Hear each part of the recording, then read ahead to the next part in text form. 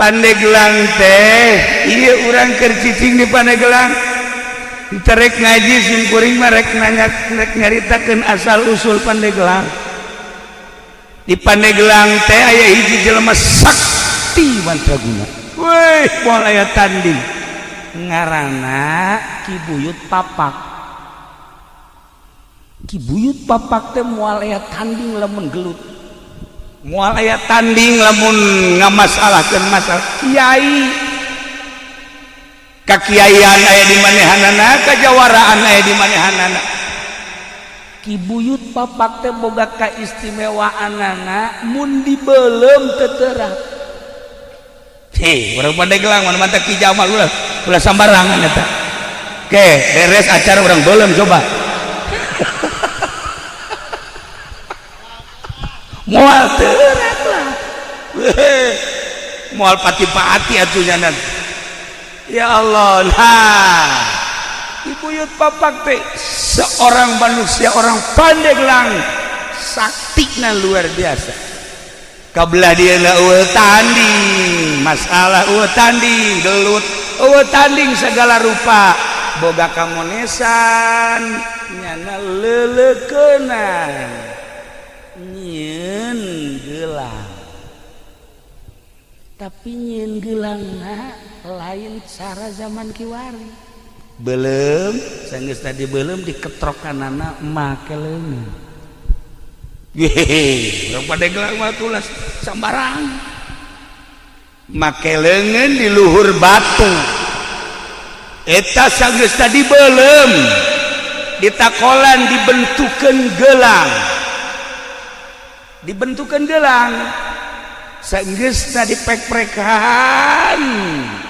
Ternyata ieu teh horenganan kudu dikacaikeun.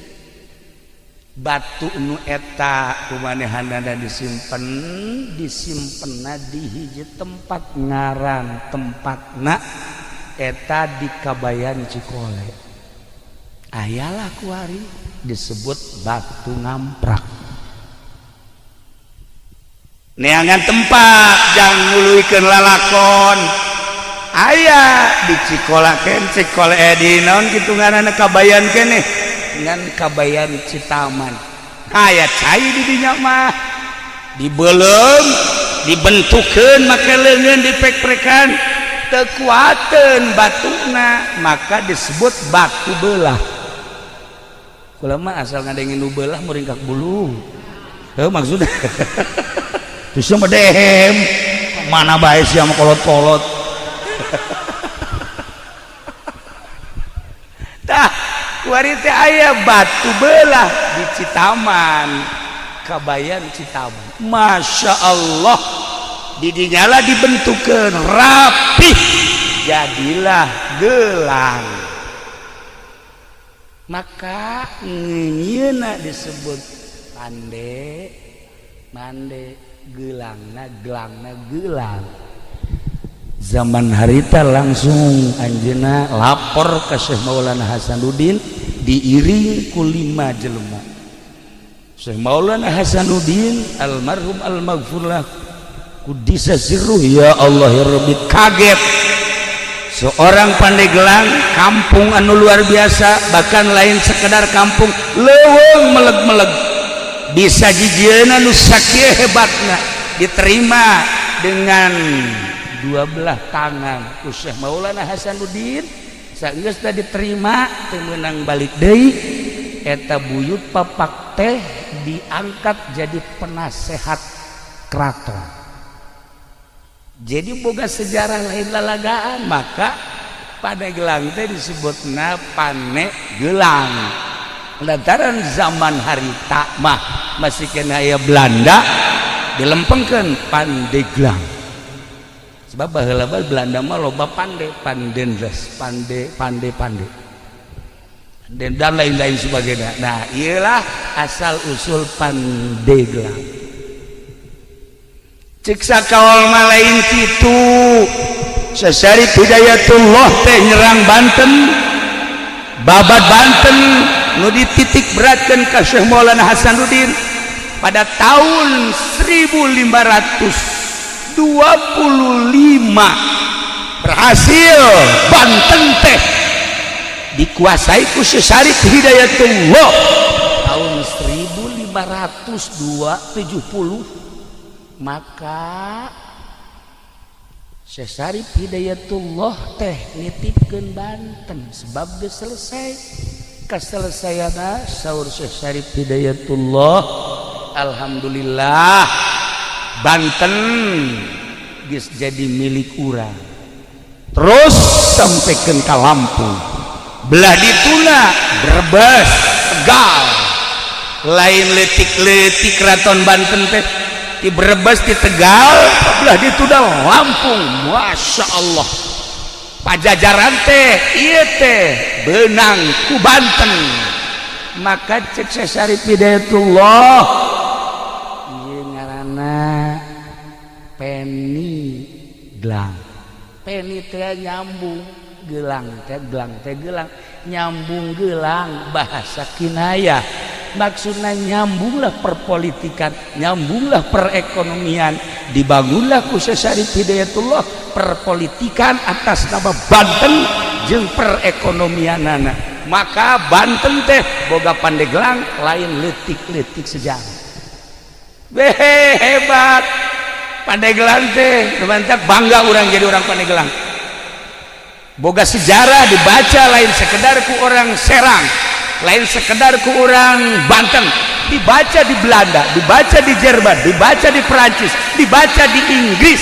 Pandeglang teh sejarah internasional dengan nama Pandeglang seperti itu. Wah, Pandeglang. Tapi cekaruhuna lain kitu Pandeglang teh. Pandeglang teh sawarehna nyebutkeun ieu teh maksudna dedeleuan anu jelas. Bahasa dedeleuan anu jelas teh negla. Di Pandeglang teh aya hiji lembur ngaranna eta Sanghyang Herang. Sanghyang Herang kudu ka amat menyebutkeunana. Nanya na bangsa ke modal kos kitu momal nyaho sama tuh. Di mana lembur Sanghyang Herang teh? Di dinya teh aya batu, daerahna rada pasir. Di mana? Herang. Sanghyang Herang. Itu nyaho jepres ya. Itu sejarah sih bakal ditembak ke orang Perancis ya. Di mana? Ya, Sanghyang Herang.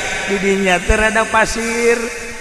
Didinya aya batu gede, batu teh diesian ku 4 jelema, juruna teh lamun urang kadinya negla katempo ke arah utara, ke arah barat, ke arah selatan, timur, maka disebutna negla. Siapa lamun hayang negla dedeleuan tah ka Sanghyang Herang. Luar biasa. Maka kolot nyebutna tuh di Paneglaan. Mun hayang ngeuleuh ka mana-mana tuh Paneglaan. Nah eta teh bahasa karuhun. Sanghyang Herangna bahasa karuhun, peninggalan karuhun. Haju bahasana ge tuh Paneglaan cek karuhun. Geus Paneglaan teh dilempengkeun jadi Pandeglang. Tilu sia mangajina. Masyaallah nyoret bener atuh. Tuh kan, iyalah Pandeglang, masya Allah. Iya sejarah lain sekadar dibaca di Indonesia, tapi dunia, masya Allah, masih kena ya riwayat-riwayat tentang wajah tasmiyah Pandeglang. Cuman nu dua deui dianggap dhaif, nu tilu eta mah mu'tamad. Ente coba ke perpustakaan Belanda bakal aya. Mun kukura dibacakeun bahasa Belandana ente kaget. Aya bahasa Inggrisnya pasti kaget. Moal lah aing bahasa Inggris teh nu nyaho mah ngan I love you doang. Iyalah Pandeglang. Eta sakadar wajah tasmiyah istimewa. Eta buyut papak teh hirup di keraton jadi penasehat Syekh Maulana Hasanuddin saat itu. Nu leuwih hebat deui di Pandeglang teh aya hiji kiai ngaranna Dasim. lamun di anyar eta teh ngaranna jasim. Baheula teh anyar teh lain anyar, eta teh sudi mampir. Baheula teh disebutna anyar teh sudi mampir. Ketika Herman Danles ngebangun jalan disebut anyar Panarukan, setelah selesai jalan urang dinya teh nyebutna anyar jalan anyar buatan Danles. Nah ieu teh katelah bae orenganan eta teh bahasa anyar teh di zaman Danles. Jadi kuari kasebut teh anyar. Cek sakaum lain kitu, aya hiji jelema ngaranna Kiai Jasim. Kiai Jasim teh menguasai ilmu zahir batin. Gawena ngan sakadar ngalalauk ka laut. Boga guru mursyid. Sageusna meniti dengan sulukna, jadilah manehana seorang manusia nu berderajat. Hiji titip guru mursyidna ngan sakieu hiji doang cek guru mursyidna, jelema nu mere moal kudu susah sakitu. Jelema nu mere moal kudu susah tancepkeun ka jero hate, tanamkan di jero hate, lakeun di jero hate, jeung kudu daek bura beres salila hirup sebab ieu dunia teh bakal ditinggalkeun. Geus lamun ku urang dibikeunan engke bakal kapagih jaga di akhirat. Nya cak guruna teh jelema anu mere moal jadi susah, moal susah ku mere. Akhirna manehanana ibadah di anyar, keur carita anyar heula. Ibadahna nya nama lain sekedar di darat. Di mana-mana beres ngaji ka laut. Di laut jangkar dikahandapkeun, mancing ongkoh, ngajaring ongkoh, tapi sholat ge di luhur parahu terus bae. Jasim luar biasa. Lamun urang nyaritakeun sholat di parahu, aya nu masantren mah cara urang kieu teu kaget. Aya modal ieu. Endek kumaha coba sholat di parahu ayo. Ya di darat ge carang. Ngomong di parahu. Nah iya di parahu ge salat bae. Ya Allah ya Rabbi, mancing dengan sakadar zahirna bae hungkul, mancing rek meunang rek henteu ngan lamun bener-bener teu meunang di akhirnya ngadoa, ya Allah ya Rabbi, ulah datang ka abdi poos ieu balik teh hiji dua mah bere ya abdi, jasana jang abdi jang fakir miskin lauk nonjol sorangan. Mancing merek menang rek henteu sebabnya nana salat di luhur parahu. Tapi rek balik lauk nu mana bae hayang diala, hayang dibawa. Sebab lauk eta kan boga aambeula. Saha ieu nu mancing, saha ieu nu di luhur parahu, pasti ieu aing teh digunakeun mangpaat. Disodakohkeun, didahar ku balerea, haju dipake ibadah, lauk ge hayangin. Kula kamari mancing jeung ieu ye. Ya beneran ieu mah alal hak mancing. Masya Allah, barang mancing mulung gede. Sageus meunang suraknya ragag deui. Lauk emas anu kira-kira 5 kilo teh ragag deui. Nya kieu bae. Nanya ka kaula, kieu kok ragag deui? Atuh lauk teh boga aambean, tolol. Atuh nyahoon nya nage. Aduh, teu sambarangan lauk teh waliullah mah lamun mancing lauk rabeng solihin, lamun ka laut lauk teh hayang dibawa. Ai si ieu mah lauk nu geus aya ge gocobok indih. Ya Allah ya Rabbi, kunaasna teh ngirup ngaji. Sholawat atuh maca sholawat. Tak ilang karena Jasim.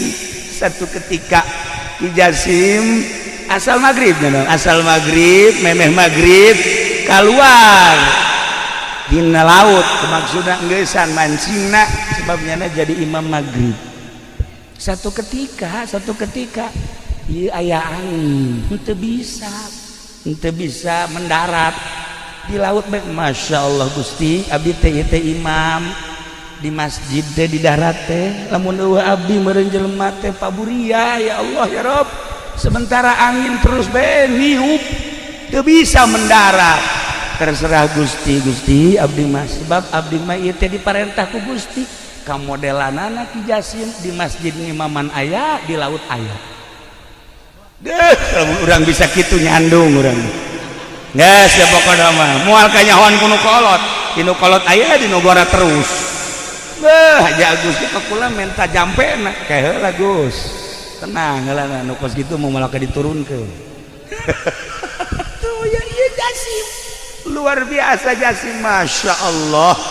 Nah satu ketika anjeunna ngadenge di darat teh budak leutik ceurik aya tiluna nu ceurik teh ditanya emakna bi ieu kunaon budak careurik hampura Pak Jasim kunaon ti kamari budak ieu lapar candahan Masya Allah atuh lain bebeja cek manehanan lauk anu menang di laut langsung dibikeun kabeh tenda di dahar bahkan manehanana nitip di besi aya jelema-jelema nu kalaparan anu hese dahar bebeja ka kaula insyaallah kukula dibantu percis ku siapa eta mah kitu mun aya anu cerik bebeja ka kula asal nu cerikna umur 17 tahun cewek deui bengkol bae jelema heran aing mah tah ieu Jasim akhirnya Ki Jasim teh terkenal di daerah anyar teh baheula mah sudi mampir keneh ditaluturkeun ku urang dinya boga elmuna naon sih Pak Jasim Kiai Jasim hiji beti guru nu mere moal miskin moal susah ku sebab mere eta beti guru kula dipraktekeun ku urang dinya boga saeutik bikeun boga saeutik bikeun Masya Allah muyah mayah berkah asal yakin modalnya yakin ieu nu hese ge yakin nu hese ge yakin oh lamun menceritakeun keyakinan hesena lain lalaga datang ka segede kieu urang can boga keyakinan keneh bae sebab lamun hudang peuting culak cileuk bae beusi ayam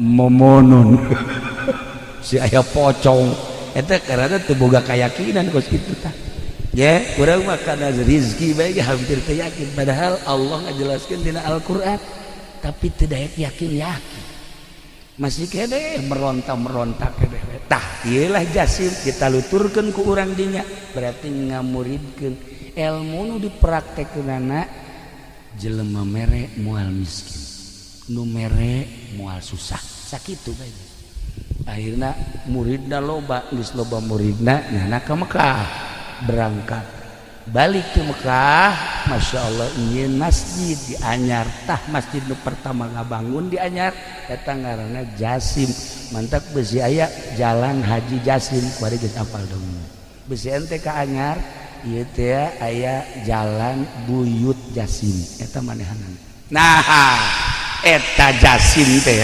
lantaran ngabangun masjid urang dinya nyebutna Anyar masjid Anyar nu tadina ngaranna sudi mampir kuari ngaranna Anyar hiji sababna jalan menang denles nomor kedua sababna menang Abuya Jasim nu indah deui Dasim mah di Pandeglang kehebatan Dasim ibadahna nya nama di leuweung bae naik ke tangkal kayu sholat di luhur tangkal kayu wih hebat jasa ngadengena mah urang ngeunaheun si ieu ge sok naik ke tangkal buah batur deh beak kabeh naik tangkal kalapa beak buah beak antak si mah kos kitu beungeutna kucem kadeuleuh ieu Dasim istimewa ibadahna zahiran wa batinan mantak di Pandeglang mah istimewa sebenarnya mah Kiai Zohir Ambalaya Kiai Batin ge loba Kiai Zohiron wa Batinan Ambalaya Pandeglang baheula mah urang Tangerang urang Bogor urang Sukabumi urang Cianjur masantren teh lamun encan ka Pandeglang can anggus sebab di Pandeglang mah loba ulama Zohir Batin pokona hebat bae Ki Dasim mah sebab manehana mah nyandung opat lamun ka mamana ieu pamajikanana ngabring opat tilok ribut jangan babager lamun nu ieu ngalahirkeun ditungguan ku nu tiluan lamun anu kadua ngalahirkeun nu tiluan ieu nungguan ngaropeak masyaallah mang nyangungkeun mang nyeseuhkeun dongengna be urang resep kitu teh bisa mantep ieu dasim aya di Pandeglang aya hiji jawara urang Tangerang nyabaklah ka Kiai Prawira almarhum almaghfurlah kasekong bebeja mal dibejakeun ngaranna sebab eta anak incuna loba keneh ayeuna bebeja mama abdi malah embung elmuna naon hayang ilmu naon tuh hayang ilmu bisa nyandung ulah sia nyandung mah engke eungap ieu dunia nu sakieu legana bakal karasa eungap nyawa sia kolong leuit eungap nyandung leuwih eungap tibatan cicing di kolong leuit sempit sia karasana imah na ngabangun urang tapi urang agag-agagan di kadinya imah nang urang mobil nang urang tapi ketika urang dek balik aya eueuhnya tah leuwih serem tibatan sepaan eta lamun nu kolot nu ngora mah biasa bae sih indah bae tah maung leuwih tibatan maung nu kolot lamun geus manyun bae waduh hareuda komo lamun geus jebris waduh jantung murang cak Mama Prawira ulah lah mun bisa mah ulah teh kula mah ya yang nyandung menta jampena dibere kieu jampena nya ieu dengekeun ku kabehan lamun urang ngala wudu ti zuhur wuduna eta kudu ditandean dina ember asar tandean dina cek Mama Prawira maghrib isya subuh tah serius haju aya kalapa hejo tapas luhur jeung handapna bolongan saeutik setengahna inum ku urang setengahna deui cokot teh cai teh ember anu meunang wudu tadi hijikeun ka dinya haju tutupan bacaan ku maneh engke inumkeun ka pamajikan maneh ngan babacaanana moal dibikeun sakitu atuh sia nyarandung kabeh iya nu bahayana ya yang medit-medit begitu buka duit tuh nyandung tak iya mau dipikir ieu carita Mama Prawira we akhirnya dibacaan saenggeus da dibacaan inumkeun sesana kalapana ieu pendem hareupeun lawang saha lawang imah urang geus insyaallah dilaksanakeun jampena doang nu moal dibikin tah eta alhamdulillah nu kolot nu ngora kabeh opatana namun ka mamana ngabri akur istimewa we pokona masyaallah ka mamana ya Allah bajuna akur sagalan akur tilok mararah sama sakali eta jampe ti Mama Prawira banjurna luar biasa nah eta ngara barang ditanyakeun mama eta Siti saha jampe ti Mama Dasim baheula di Pandeglang teh aya ngaran Ki Dasim Kiai zohiron wa batinan ibadahna lain dihandap di luhur tangkal kayu dia salat bae iyalah Dasim jadi boga sejarah lamun di Anyar ngaranna Jasim lamun di Pandeglang ngaranna Ki Dasim kiai kan badak lamun urang nyaritakeun seputar Banten kabeh ge boga sejarah Baros seorang nama manusia intelek ngaranna DJ Baros anu ngasahkeun keratonan Banten setelah babat Banten teh ngasahkeun anak DJ Baros teh ngaran jelema ya aat badinya dagang can nyaona naon Baros tuh kan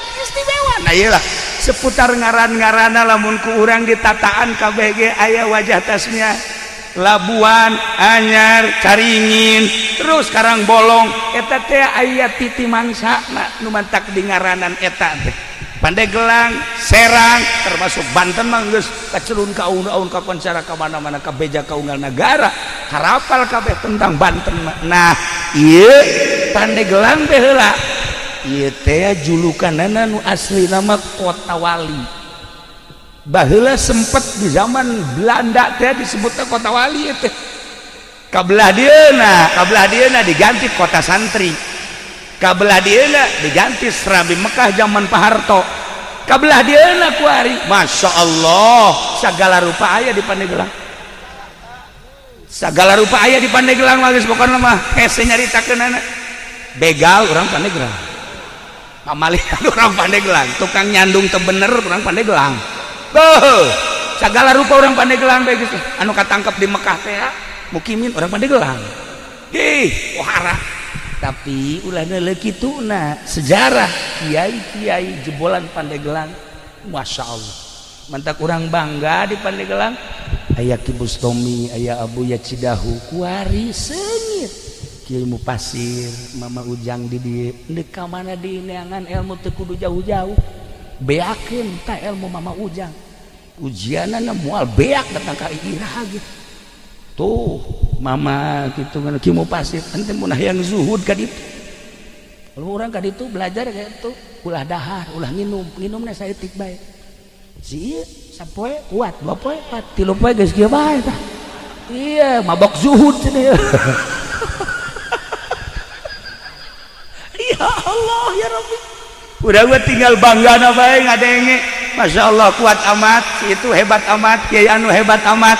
Dan mantap kula mah tanpa sepengetahuan kiai-kiai anu bersangkutan, kula mah penting sok kadoakeun, kemudian dihadiahan, nu nyaho ka BG, nu mantap cara rintaeun sebab kulana sok kirim Fatihah.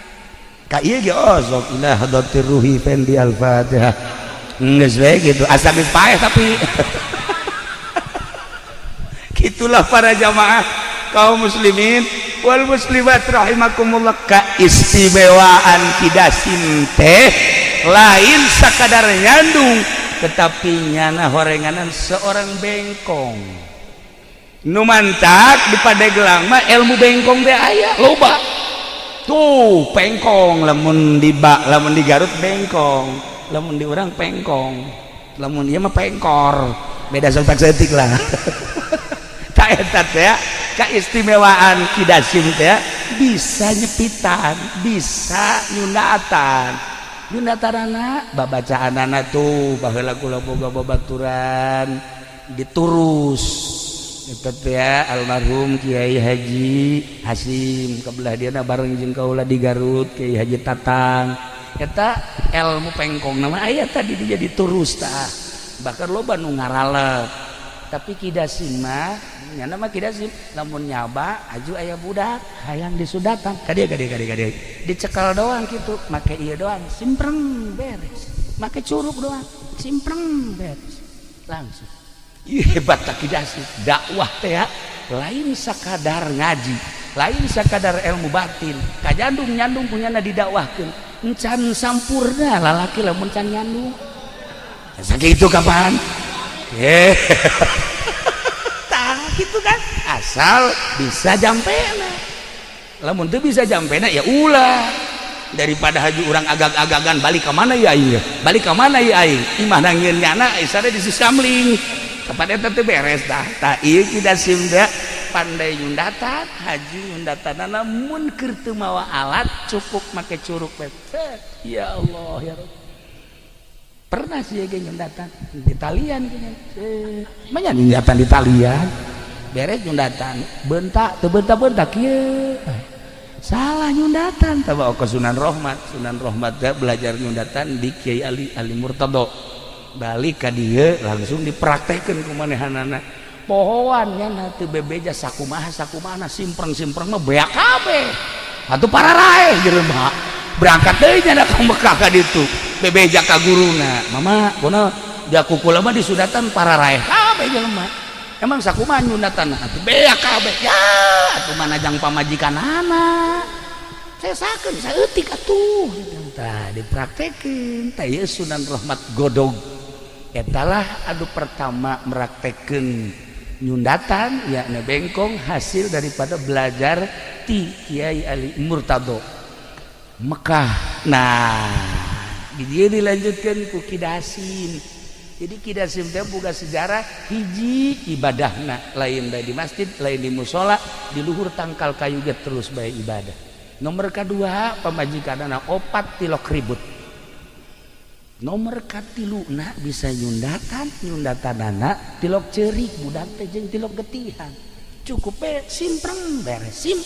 Ya Allah, mun ditolaalan teh kakarake tolak budak geus beres. Sudah karake tolak beres. Kehebatan Kida Sim. Ya Allah ya Rabbi. Luar biasa Pandeglang teh boga sejarah istimewa. Lamun urang nyaritakeun ahli batin di Pandeglang almarhum Abah kula sok dongeng ketika masanten di Prakiwai Kiprewira sok milu sekong sok milu jamiahan Kaki Abdul Halim sok tukang mawa kitabna kitab Mama Sekong eta teh nu diajina mah Jamul Jawame beja cak Abah teh kos kitu jadi berarti lain sambarangan tah Ki Abdul Halim emang kumaha Ki Abdul Halim mah teu kukubah ngan sakadar hebat mamanehanana pernah satu ketika nyana lempang di jalan kereta tasbehna murag di jalan kereta eta kareta nguik-nguik kan teu bisa maju aya tasbehnya na wih eta masinis kaget ieu aya naon ieu teu bisa maju barang ditempo aya tasbeh sieun kabeh nyekel tasbeh eta sieun nyekel tasbeh eta barang ditingali nuanieun ieu tasbeh tadi nu liwat mah Kiai Abdul Halim kadinya teh digerokeun bae ya ki oh bener cenah terus we ditinggali heuh ieu tasbeh kula dicokot kareta maju deui coba tasbeh sia coba aya nyaho ya Allah ya Rabbi dailah para jamaah kaum muslimin wal muslimat rahimakumullah kita rek nyaritakeun ngaji sim geuring mah lantaran izin ka kiai-kiai di dieu wirang ka ama cacak-cacak ama masih kuring ya insyaallah meureun hiji hadis dua hadis mah aya nu apal ngan kulantaran deui aya ama taaduban ka ama embung lah maningan dongeng seputar eta bae mun ku urang dicaritakeun mimiti babad Bantenna terus ka pucuk Umbuna terus ka Serang terus Pandeglang Labuan aya saha di Labuan teh kaya di urang teh aya Syekh Daud Cibandat aya Syekh Asnawi Carini beuh lah dina aya Ki Husein carita geus puguh di Bantenna aya Syekh Maulana Hasanuddin aya Syekh Yusuf ya Allah ya Rabbi kabelah dina aya Ki Abdul Halim aya Mama Armin Cibuntu Kiai Prawira beuh pohara jasa disusul kuno kamari ieu urang apal Abuya Cidahu Abuya Bustomi jeung saantara urang nyaritakeun baros nyaritakeun Pandeglang mah kaya santri kaya ustad kaya beunghar kiai Zohir jeung Kiai Batik teu kudu ka mana ngaji teh cukup di Pandeglang bae teangan diragi kiai anu berpolitik aya kiai nu tasawuf aya kiai anu macam-macam ente deuk teangan kiai teu kudu ka Jawa Tengah Jawa Timur cukup deuk belajar politik aya di Pandeglang Banten dek belajar ekonomi kiai anu dagang ambalaya istinya hokalel kidul haram halal istinya kiai eta teh ambalaya bari bantu masa kiai boga showroom HP showroom mobil pada teh urusan jeung bang ai bang teh lamun ku urang dibaca kitab dakepan mengandung riba di ditu da teh urang mencari teh moal dibacakeun izin ka ama nang dijelasna mah seperti eta eueuh masalah eta teh seni variasi. Jadi di Pandeglang teh kiai anu tasawuf loba, kiai anu zohir bae loba, kiai anu zohir batin ambalaya, kiai anu berpolitik loba, kiai anu berekonomi loba, kiai anu berbudaya ge ambalaya. Teu kudu neangan ka mana. Tapi ketika aya seorang Habib ahli batin nyaba ka Banten kuari, nyaba ka Pandeglang pernah neteskeun cai mata. Sebab naon? Sebab nyana bisa ngobrol jeung laut ketika nyana ngobrol jeung cai laut ceurik nyana sebab ieu laut teu katahan deuk naik ka dieu Gunung Karang hampir-hampir cak Habib ahli batin nu kukula kuari karandapan Habib teh hiji Habib Lutfi dua Habib Umar tilu Habib Japat Habib Sehan eta bangsa Habib-habib nu waduh aredan edan Allah ari sieu mah edan jahe kolot-kolot geus tahu diri mah tuh. Masya Allah. Itu beda jauh tuh. Orang ngobrol seetik ke mana apalin. Hati orang ketebakeun. Masya Allah kadang muringkak bulu dah. Tapi aya satu kebanggaan. Masya Allah indah jasa urang mun kapanggih jeung Habib nu model kos kitu. Ngarasa handap diri orang ketika orang amprok jeung Habib begitu. Para jamaah kaum muslimin wal muslimat rahimakumullah. Iyalah cerita seputar Pandeglang, seputar Kiai. Ingat di Pandeglang aya 2 hiji Dasim di daerah dia, 2 Jasim di daerah Anyar. Ilmu anu terus kabelah dieuna dimuridkeun ialah ilmu ti Syekh Mansuruddin Cikadueun anu baheula nyekel satoriyah salah sahiji anu muncul kabelah dieuna Rifaiyah kabelah dieuna Qadiriyah wan Naqsabandiyah. Geus lamun jelema nyekelan kos kitu insyaallah moal daekeun ngadahar duit ti pamarentah. Beteung teh dijaga besi pentingna teu bisa tahajud sebab urang ngadahar duit ti pamarentah ulah loba ti bupati baheulanan. Pentingna hudang mah hudang tapi ieu kekereucuman teh teu bisa pas gitu. Eta hese tadek dobatanana kos kitu teh. Ieu mah urang ngobrol pada santrina bae supaya orang ulah daek ngadahar duit bupati aya leutik mah. Tuh kan zaman katara ku aing hayang kan ja. Doh ngadek ieu kadaleuna eueuh sinaran eta leleb teuing. Itulah para jamaah kaum muslimin wal muslimat rahimakumullah. Moal dilanjutkeun cerita-cerita selanjutnya jeung ngajina ge. Geus teu kudu make hadis jeung Al-Qur'an, cukup cerita seputar Pandeglang. Jang cecekelan urang besi aya nu can apal wajah tasmiyah titi mangsa tentang Pandeglang. Jeung aya 2 kiai cikal bakal anu istimewa selain daripada ti Kesultanan Banten horenganan aya. Ngan ingat ieu keturunan-keturunan Banten nu baheula mun asli ieu tembak baheula ku Belanda. Sebab jelema nu asli keturunan Banten teh boga ruhul jihad anu tinggi.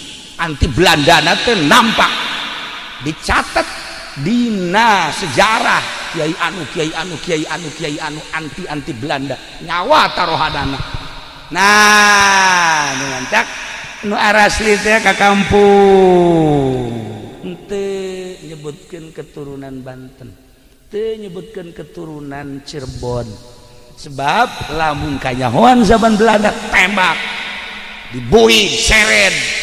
Maka dilanjutlah ku anu bangsa rada semis masalah nu asli ge aya ngan nu bodoh maksudna zaman Belanda lamun nu pinter keturunan nu asli tembak tapi lamun keturunan asli bodoh masalah sebab naon moal aya jihadan sebab jihad ge moal didaregekeun nu hebat eta kan jelema na keturunanna istimewa kemudian ruhul jihadna pasti tinggi pinter ngomong sakecap dua kecap ditaluturkeun ku jelema perang teh ya.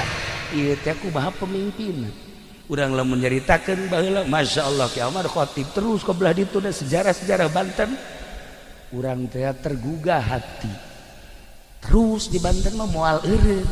Kuari teh kuari Belanda teh nu paling ditingali sa Indonesia hanya 3. 1 Banten, nomor kedua Makassar, nomor katilu Madura. 3 daerah eta mah geus bae orang Belanda per detik ieu masih kena naliti. Banten, Makassar, Madura. 3 eta mah geus lain lalagaan geus. Masya Allah. Sebab lawan aya andil orang Makassar di Banten. Aya andil orang Banten di Makassar. Aya andil orang Banten di Madura. Aya andil orang Jawa Timur bukan Madura Jawa Timur di Banten. Nu 3 eta mah persatuanana luar biasa. Nu mantak menang ge babat Banten dibantulah ku orang-orang tersebut. Maka sampai ayeuna orang-orang Belanda, Inggris, Prancis neliti saha nu bergerak di Banten. Siapa orangnya? Saha nu bergerak di Jawa Timur? Siapa orangnya? Saha nu bergerak di Makassar? Saha jelemana? Sampai ayeuna masih keneh diteliti keneh bae. Itulah para jamaah kaum muslimin wal muslimat rahimakumullah. Sim kuring ngarasa bingah biasanya baka dieu ngarah-rah ieu kalau surur ka rencangan sim kuring ieu teh ku sebab Kiai Haji Jamal sok datang dari itu malam Salasa ngobrol-obrol di ditu teh ai pas ka dieu kula mikiran eta si lamun balik sedeket eureun ngaji teh jam 12 atau jam 1 eta mun balik ka dieu jam sabaraha eta di Jamal eta moal bisa sosonoan meureun malam Salasa mah nya tah ieu lah para jamaah jadi artinya jadi akrab lah teu aya jarak antara simkuring jeung Ki Jamal Kiai Asep baheula rakana kan nya geus ngiring ka Baghdad ka mana alhamdulillah lumantak hubungan Cilongok jeung Solok Jengkol ieu ge Solok Jengkol ge aya catetanana nu mantak disebut Solok Jengkol teh aya wajah tasmiahan pohoan tadi teu kabahas tapi geus penting teu kudu aya kunaon nu mantak disebut ieu kampung Solok Jengkol aya lah ya para jamaah kaum muslimin wal muslimat rahimakumullah perkampung-perkampungna ieu teh aya menang Belanda baheula sejarahna aya di Belanda di Indonesia hese urang neanganana jadi mun hayang apal urang kudu ke Belanda ka ditu hese nah gitulah malam ieu alhamdulillahirabbil alamin jang menggugah sejarah ternyata Pandeglang lain sakadar daerah biasa-biasa kaya dengan potensi-potensi anu berjuang di keagamaan sampai ayeuna Pandeglang tetap diperhitungkeun kiaina jeung santrina ulah dikira Pandeglang lamun geus turun we ka Jakarta wah urang Jakarta sarieun